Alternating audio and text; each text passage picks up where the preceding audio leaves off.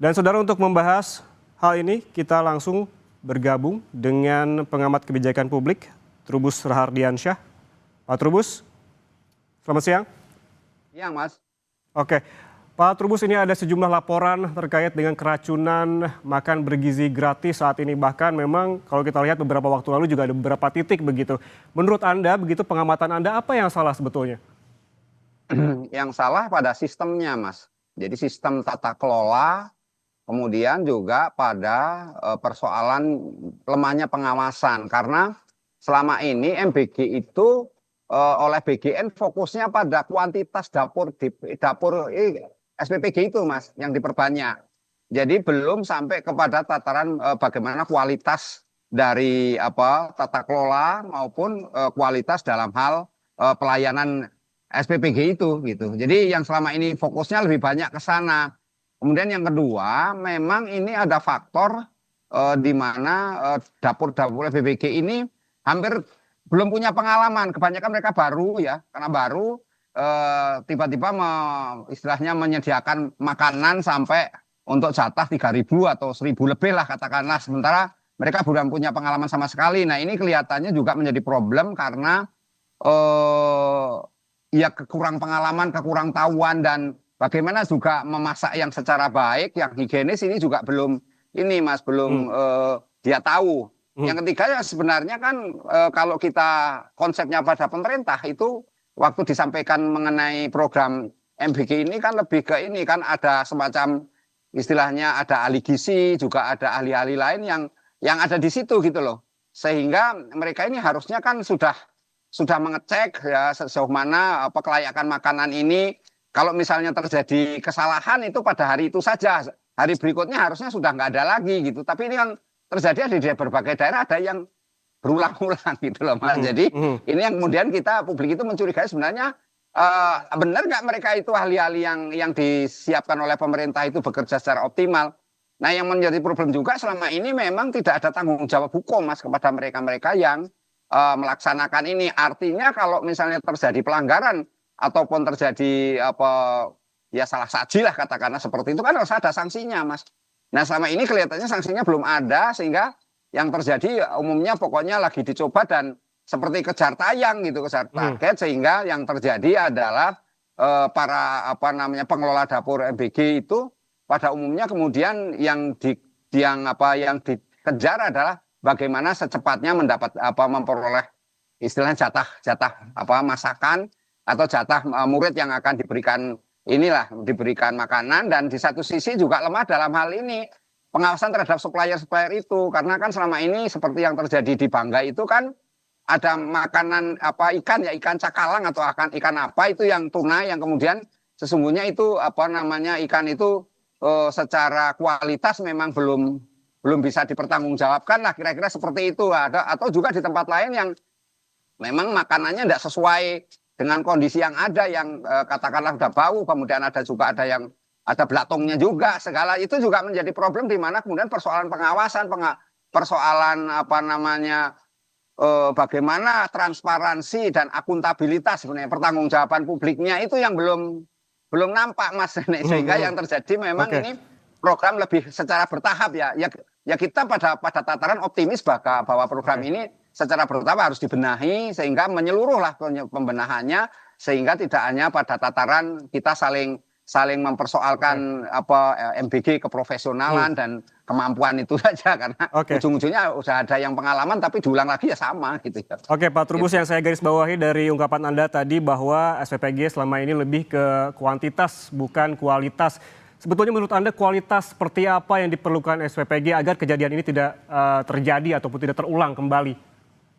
Iya, kualitas terutama dari sisi tata kelola, Mas. Dari tata kelola soal makanan yang disajikan, kemudian juga dari para tenaga yang memasak lah, setidaknya itu punya pengalaman, dan bagaimana juga dari sisi pengawasan bagaimana memastikan bahwa makanan yang diberikan itu higienis. Jangan sampai makanan yang terjadi selama ini kan makanan ada yang basi gitu ya, atau sudah dimasak terlalu lama atau terlalu awal, sehingga ini banyak hal-hal yang sudah diungkap oleh BGN ya, Badan Gizi Nasional. Tetapi yang jelas sebenarnya harapan publik adalah bagaimana kemudian persoalan-persoalan itu tidak berulang gitu, tidak berulang lagi. Tapi kalau kemudian munculnya berulang lagi, meskipun ada tataran pada ada SPBG-nya yang berbeda gitu ya, seperti yang di Bandung Barat ini kan berbeda, tapi juga ada SPBG yang sama. Lah ini juga hal-hal yang harus dibenahi secara keseluruhan gitu loh, Mas. Yang lainnya memang penting adalah memberikan sanksi, Mas.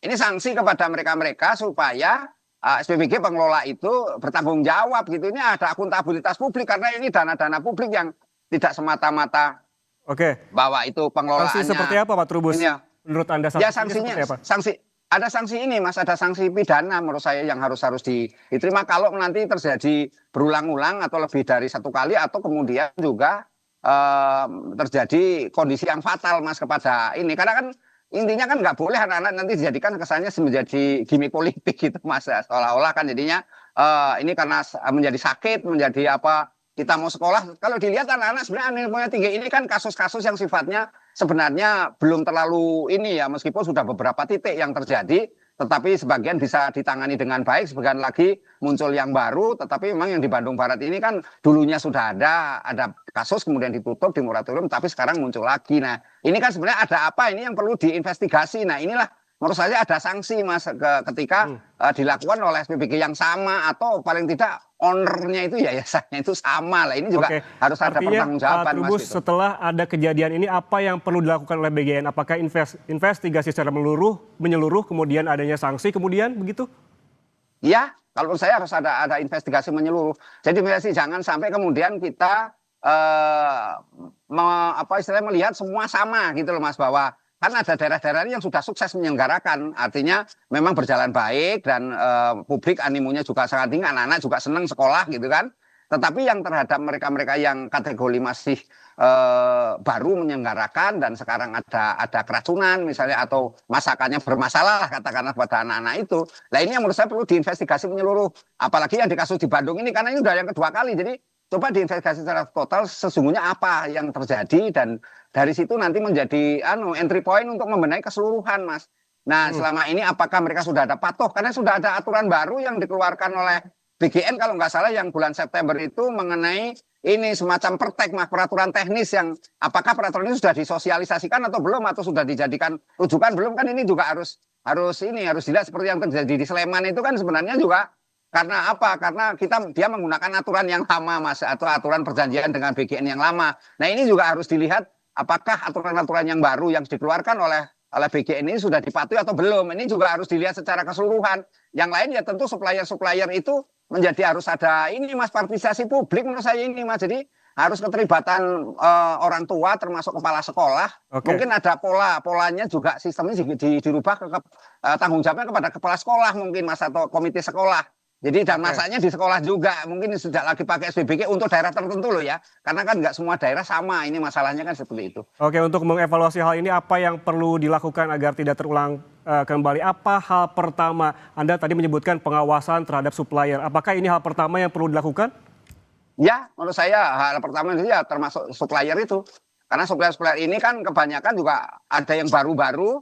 Nah yang tentu yang kalau konteks yang lebih selain supplier lebih itu kan kaitannya dengan dapur SPBG sendiri yang SDM-nya kan dalam hal ini human resources-nya itu betul-betul sudah profesional atau sudah dikasih pelatihan. Yang penting juga ini, Mas, memang BGN ini harus proaktif ya menurut saya sebulan sekali harus melakukan evaluasi kemudian juga sering melakukan pelatihan ya. Jadi pelatihan kepada dapur SPBG ini, Mas. Jadi mereka-mereka itu dilatih cara masak yang baik seperti apa, kemudian juga melibatkan ahli-ahli gizi, ahli-ahli kesehatan juga ikut bertanggung jawab di situ gitu loh, Mas. Jadi jangan sampai kemudian seolah ini diserahkan pada SPBG sudah beres kan selama ini seperti itu. Nah, kedepannya harus ada keterlibatan publik juga di situ sebagai inilah ya istilahnya pengawas internal juga di dalamnya. Dan itu berkolaborasi dengan ini BGN dan BGN harus secara terbuka terhadap masukan-masukan yang ada karena memang setiap daerah itu berbeda-beda meskipun persoalan keracunannya sama tapi kalau lihat ini variannya itu memang sumber-sumbernya jadi berbeda ya samanya itu pada jenis kualitas makanan dan pada jenis sajian makanan itu sendiri, Mas, dan anak-anak juga kan. Tetapi yang lain kan ada yang menurut saya yang tidak sama itu ya karakter jenis makanannya yang berbeda-beda tiap daerah itu, Mas. Oke, terkait kualitas makanan sebetulnya kemarin Kepala BGN sempat menyebutkan apa yang terjadi di Bandung Barat karena memang proses memasak yang memang terlalu jauh dengan dengan konsumsi di pagi harinya, begitu dilakukan masak di sore hari baru disalurkan besok paginya. Artinya BGN sebenarnya tahu problematika atau permasalahan ini. Menurut Anda seperti apa? Ya, menurut saya BGN sudah menyampaikan itu, artinya BGN kan sudah melakukan investigasi. Nah, investigasi itu kan harus ada tindak lanjut, Mas. Tindak lanjutnya adalah ada perubahan kan, perubahan dari sistemnya, kemudian juga perubahan dari pola-pola penyajian makanan dan termasuk kualitas dan sebagainya, Mas. Jadi investigasi itu tidak berhenti pada tataran bahwa sudah ditemukan ini persoalannya pada makanan yang apa istilahnya terlalu awal masaknya dan sebagainya. Tetapi bagaimana kemudian berpikir untuk tidak terulang kembali. Nah, untuk itu terus harus ada tanggung jawab hukumnya gitu loh, Mas. Jadi mereka-mereka yang mengulang itu dan yang sama ya harus diberikan sanksi. Terutama adalah dapur MBG itu, SPBG itu, pemilik owner-ownernya itu. Kan kita perjanjiannya kan dengan pihak yayasan. Dan yayasan-yayasan itu yang didirikan oleh masyarakat itu harus betul-betul dilihat secara keseluruhan termasuk kalau perlu perjanjiannya itu dievaluasi. Misalnya ada tanggung jawab hukum kalau terjadi kesalahan atau terjadi persoalan-persoalan yang berkaitan dengan keracunan lah, berkaitan dengan nanti ada hal-hal lain.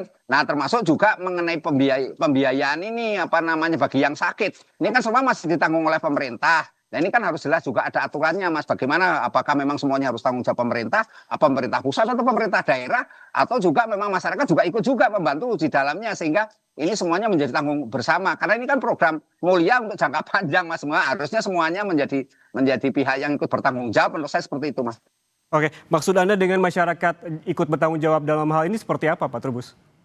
Tanggung jawab masyarakat ya sifatnya adalah misalnya ikut mengawasi, ikut juga memastikan bahwa supplier-supplier yang ditunjuk atau yang dipilih oleh pihak SPBG itu betul-betul bertanggung jawab gitu loh. Artinya memenuhi syarat-syarat yang sudah ditetapkan. Karena itu masyarakat perlu juga diberikan semacam kriteria-kriteria sebenarnya makanan yang sehat itu seperti apa. Itu kan juga hal-hal yang harus disosialisasikan, Mas, menurut saya. Jadi tanggung jawab masyarakat itu lebih kepada persoalan-persoalan mengawasi dan persoalan-persoalan melaporkan, mengadukan kalau terjadi adanya pelanggaran-pelanggaran itu. Jadi pelanggaran dalam hal apa? Ya pelanggaran di dalam soal tata kelola, pengawasan itu sendiri oleh pihak BGN dan istilahnya SPBG. Tapi juga pihak-pihak lain seperti juga itu tadi supplier-supplier makanan atau yang menyediakan raw material gitu. Jadi masyarakat ini kemudian ditindaklanjuti melakukan investigasi kalau memang itu dipandang perlu investigasi. Nah, perlu juga kolaborasi dengan ini pihak APH, aparat penegak hukum, dalam ini kepolisian kan ya. Atau kejaksaan untuk melihat Pak Trubus, singkat saja terakhir, menurut Anda yang paling mendesak yang waktu dekat yang harus dilakukan oleh BGN evaluasi seperti apa? Menurut saya evaluasi yang paling mendesak adalah mengenai tata kelola itu, Mas. Tata kelola dan sistem dari pengawasannya itu, Mas, yang harus segera mendesak dilakukan gitu. Oke, baik. Terima kasih pengamat kebijakan publik Trubus Rahardiansyah atas waktunya bersama kami di Breaking News Kompas TV. Sehat selalu. Amin. Ya.